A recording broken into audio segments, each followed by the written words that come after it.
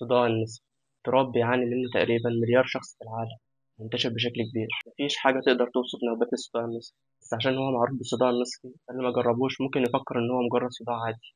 هو حالة عصبية بتأثر على حياتك كلها، ممكن يخليك مش قادر تبص للنور، مش قادر تسمع صوت، وعايز تقفل على نفسك وتقعد ساكت. ونسب الإصابة بالصداع النصفي عالية جدا. الصداع النصفي ده يعتبر اضطراب بيشل الحركة، وهو تالت أكتر مرض انتشارا في العالم. واحد من كل 7 أشخاص في العالم مصاب بيه، سواء يعرف إن هو متشخص أو ما يعرفش. الحالة دي منتشرة أكتر من الصرع والسكر والربو.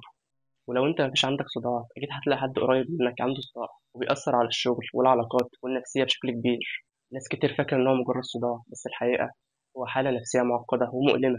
ناس كتير بتتعب بسببه وبيغير حياتهم كلها. مش بس صداع، ده بيبقى تعب، بتحس إنك مش قادر تتعامل مع الدنيا كلها. الصداع اللي بيجيلك لو أنت مرهق أو ما أكلتش أو ما نمتش بشكل كويس مش هو الألم ولا الحالة اللي بتصيب الصداع النصفي. نص المصابين بالصداع النصفي بتكون حصلت لهم أول نوبة تقريبا قبل ما يتم 12 سنة. الصداع النصفي مش بس بيسبب ألم، ممكن يعمل لك مشاكل جسدية ونفسية. الناس اللي عندهم صداع نصفي معرضين أكتر للاضطرابات النفسية والاكتئاب والسكتات الدماغية.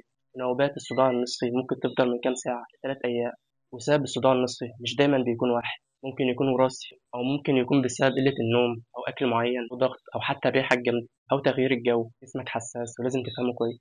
نوبات الصداع النصفي ما بتبقاش خفيفة أو بسيطة، الألم بتاعها دايما بيكون من متوسط إلى شديد. ألم الصداع ممكن يظهر في جانب واحد من الرأس أو ممكن الرأس كلها. ممكن تظهر أعراض متفرقة بره الجهاز العصبي زي الإسهال والعرق وغثيان وقيء واضطرابات في الرؤية وتنميل في الأطراف وحساسية للصوت والضوء والروايح. في اختلافات كبيرة في مسببات النوبة من مريض للتاني. ممكن الشكل المعتاد للنوبة يختلف عند المريض الواحد على مدار عمره. أعراض ممكن تبقى مفاجئة ومخيفة في شكلها، وهي شبه أعراض طبية خطيرة زي النزيف الداخلي في الدماغ أو أورام الدماغ. معظم المرضى ما بيقدروش يشتغلوا أو يقوموا بمهام الحياة الطبيعية، واللي بيخلينا مش مقدرين حجم التغيير اللي بيسببه المرض في حياة أصحابه. إنه تقريبا كل أعراض الصداع النصفي خفية ما بتظهرش، ما بيسببش أي إعاقات ظاهرة للعين، المريض بس هو اللي بيعبر عنها. وفي أعراض شبه الغثيان وحاسة الصوت والنور واضطراب في بعض الحواس بتعرف باسم الهالة أو الأورا، ودي من أهم علامات الصداع. لما بتظهر بتعرف إنك داخل على صداع، ودي ممكن تاخد ساعة قبل النوبة وتستمر خلالها. خلال الأورا العيان بيحس بإرهاق وإنه عايز يتاوب واضطرابات عاطفية وضعف في التركيز أو مش بيبقوا حاسين بإيديهم،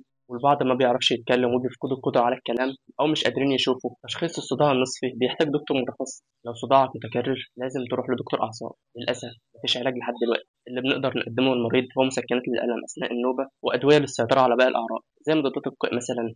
لازم تستشير دكتور متخصص قبل أي حاجة. الصداع النصفي محتاج بس إنك تفهمه عشان تتعامل معاه صح. لو استفدت من الفيديو شاركه مع زمايلك عشان الكل يستفيد، وخليك دايما فاكر أول خطوة للعلاج هي إنك تفهمه.